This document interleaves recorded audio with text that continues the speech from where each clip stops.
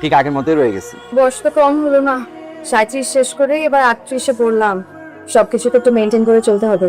আমাদের বাসায় কিছু দিয়ে হয়েছিল বেড়াটা। অনেক কিছু রান্না করে খাওয়াবো। হ্যালো, আমি জামাল। কালকে একটু মুক্তা কাছে আসতে পারবেন? মামার অবস্থা একদমই ভালো না। আচ্ছা ঠিক আছে।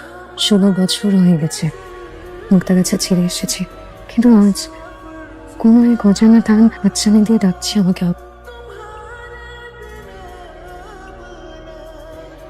তুমি? আসসালামু আলাইকুম, আমি অর্ণব। আমার আসার কথা ছিল। ওই আসো আসো।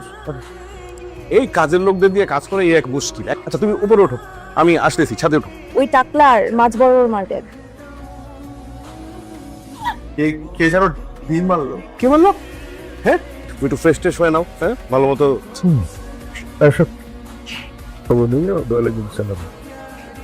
মামনি, তোমার পুরো নাম কি?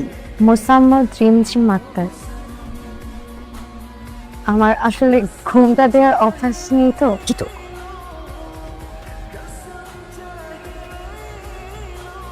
একটু মিষ্টি মুখ করেন। একটাই মাত্র মেয়ে, মানে যাকে তুমি পড়াবে। রিয়া, আর উনি তোমার নতুন টিচার। আসসালামু আলাইকুম ভাইয়া। ওয়ালাইকুম সালাম। তার সর্ববিষয়ে খুবই মনোযোগ, শুধুমাত্র পড়াশোনাটা ছাড়া। অস্থির। হাবাটা কে রে? আমার নতুন টিচার, পরে ছাদের রুমটাতে থাকবে। ওনার সামনে আমার নামে উল্টাপাল্টা কথা বলছিল, তারপরে কেলায় কেলায় হাসছে। কয়দিন বিদায় করতে চাচ্ছ তুমি? 7 দিন। ইরুনা, এই শিশি, আছে না? আমার দেরি হয়ে যাচ্ছে, আমি যাই। হ্যাঁ বললো, তুমি কি চাকরিও করো? জি, একটা এনজিওতে চাকরি করি।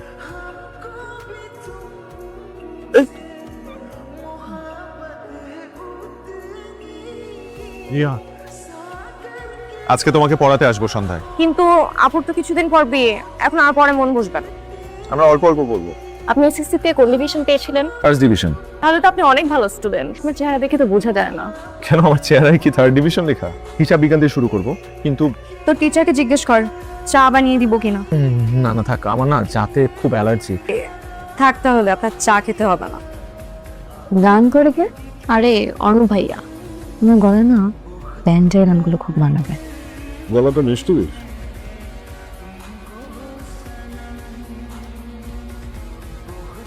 এটা আপনার জন্য।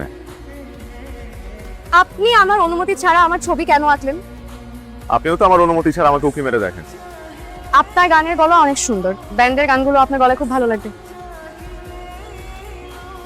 আরে তুমি তো আমাদের ফ্যামিলিরই হয়ে গেছো এখন, আসো। এই যে লোক বাচ্চা। না, আমি তো চা খাই না। ওই দিন নাকি আপনার মাথায় কেউ একজন ডিম মেরেছে। চাচা ছিল তো, উনি দেখছে। পাশের বাসা থেকে মারতে হয়তো।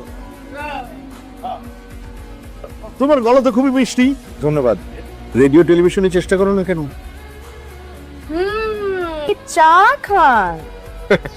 চা কে না খায়? তাহলে আমাদের বাসায় খান না যে? আপনাদের বাসায় চা একটু বেশি ঝাল হয়, তাই আমার চায়ে কেউ একজন মরিচ মিশিয়ে দেয়। আমার না একজনকে সন্দেহ হয় যে আমার মাথায় ডিম মেরেছিল সেই মানুষটাই এই কাজটা করে। চা খাবেন? খাওয়া যায়। আমার হবু বর দেশে আসছে, প্রথম কথা তাই একটু নার্ভাস। দেখা না করে কথা না বলেই বিয়ে? কোথায় থাকে জানেন? কোথায়? ইতালিতে। চলেন একসাথে যাই। আপনি মনে হয় খুব লজ্জা পাচ্ছেন। আপনার ছবি দেখলাম, আমার কিন্তু আপনাকে খুব পছন্দ হয়েছে। অনেক হ্যান্ডসাম। রাখি। ঠিক আছে। আমার একটা পছন্দের গান আছে, গাইতে পারবেন? অবশ্যই।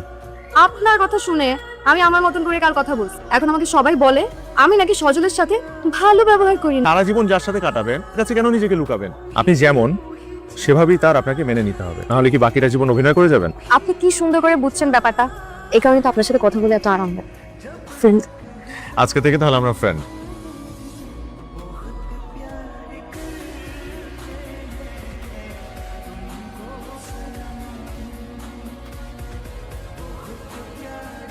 তাই ফোন দেওয়ার কথা ছিল।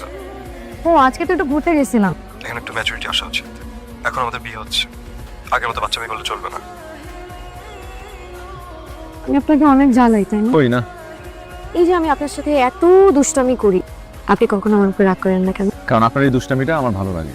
কিন্তু সবাই তো বলে আমার চেঞ্জ হওয়া উচিত। আমি সেটা একদমই মনে করি না।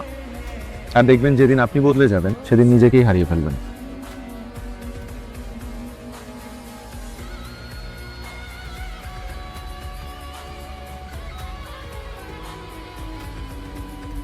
সজন মনে হয় অর্ণব সাহেবের মতন হলে ভালোই হতো, তাই না? কাজ আগামী সপ্তাহে আমার বিয়ে। নার্ভাসনেসের কিছু নাই। আপনার কি খারাপ লাগছে না? কোন বিষয় বলেন তো? আমার বিয়ে করতে ইচ্ছে হচ্ছে না। এই লোকের সাথে আমার কিছুই মিলে না। চিন্তা করবেন না, বিয়ের পর সব ঠিক হয়ে যাবে। ওই লোকের সাথে তোর কি? কলেজ থেকে আসছিলাম, রাস্তায় আমার সাথে দেখাতে। তুই কি ভুলে গেছিস 2 দিন বাদে যে তোর বিয়ে? অর্ণব, দেখেন তোমার চোখে কি যেন পড়ছে। না, কিছুই দেখেন না? রিমঝিম, আপনার সমস্যা কি? হ্যাঁ, রিমঝিমের সাথে আপনার এত কি? বাবা, এই লোকটা তোমাদেরকে কি বলছিল? হ্যাঁ, রাস্তা থেকে লং কোট ঘরে এনে জায়গা দিছো, তাই না? তোমরা কি বলছে শিশির এসব কথা? কাল সকালে সবাই ঘুম থেকে ওঠার আগে তোমার সবকিছু নিয়ে এই বাড়ি ছেড়ে দিবে। ভবিষ্যতে কোনোদিন আমরা তোমাকে এই এলাকায় না দেখি। আবার বের হন ঘর থেকে, বের হন।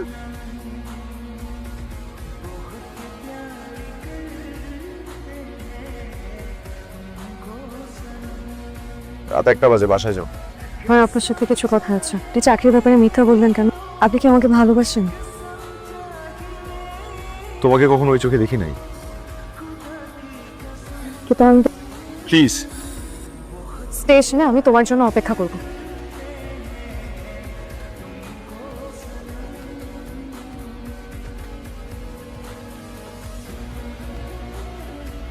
লোকটাকে আমার আগেই সন্দেহ হয়েছিল। গতকাল ওই ঘটনার পর আমি ওনার রুমে যাই। আমাকে নামও ভুল বলছে, ওর ঠিকানাও আমাদেরকে ভুল বলছে। খবর নেওয়ার পর আমি জানতে পারি ও একটা খুনের আসামি। এত কিছু নিজে একা একা ঘটিয়েছিস, আমাদেরকে কিছু বলিস না? এত কিছুর পরেও রিমঝিমকে বিয়ে করতে রাজি আছে। কয়টা দিন সময় দরকার। বিয়ের পর পড়াশোনা চালিয়ে যেতে চাই। ঠিক আছে, খায়।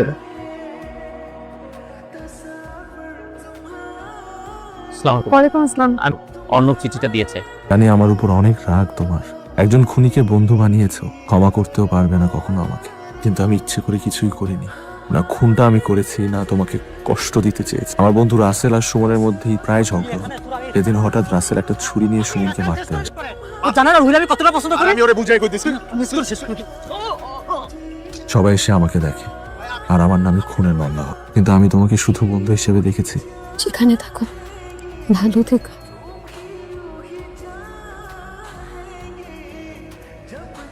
কালকে মামাকে হাসপাতাল থেকে নিয়ে আসছে।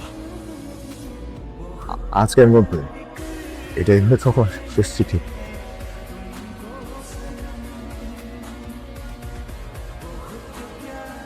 এই চিঠিটা রিমঝিমকে দিবে। হাতে কি চিঠি?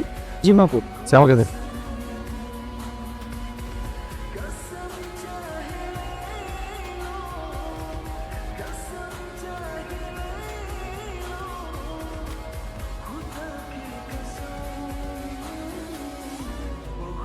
উনি আপনার নামে কিছু সম্পত্তি লিখে দিয়েছেন। এসব কিছু তো আমি কখনোই চাইনি।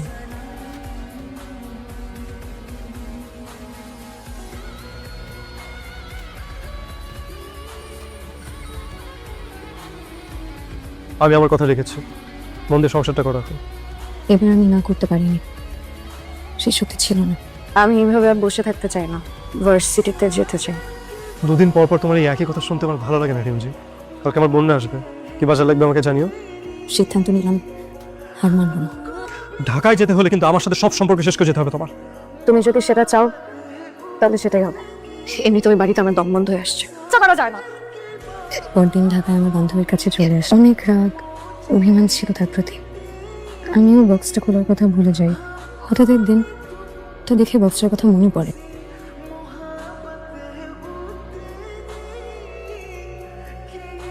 সারা জীবন তোমার উপর আমি অনেক মানসিক অত্যাচার করি। আমি এমন একটা কাজ করেছি যেটার জন্য হয়তো তুমি কখনোই ক্ষমা করতে পারবে না। আমাদের বিয়ের দিন অর্ণবের একটা চিঠি আসছে, বক্সের ভেতর চিঠিটা আছে। আজ সন্ধ্যায় জেলা সাহেব এসে আমাকে জানায় বন্ধুটি সরাসরি খুনের সাথে জড়িত, সে পুলিশের হাতে ধরা পড়েছে। আগামী 25 তারিখ উচ্চ আদালত চূড়ান্ত রায় দেবে। আমার জীবনের সব অপ্রাপ্তির ভিড়ে একটাই প্রাপ্তি, যেদিন তুমি আমাকে জড়িয়ে ধরে বলেছিলে তুমি আমাকে ভালোবাসো, আমিও তোমাকে ভালোবাসি। পারবে কি থামিয়ে দিতে পুরো পৃথিবীটা 10 দিনের জন্য? উনি কি এখনো বেঁচে আছে জানি না। আর সামনের দিকে আপনার নাম কি রিমঝিম? জি। আমি অনুপকে চিনি না, তবে আমি একজনকে চিনি।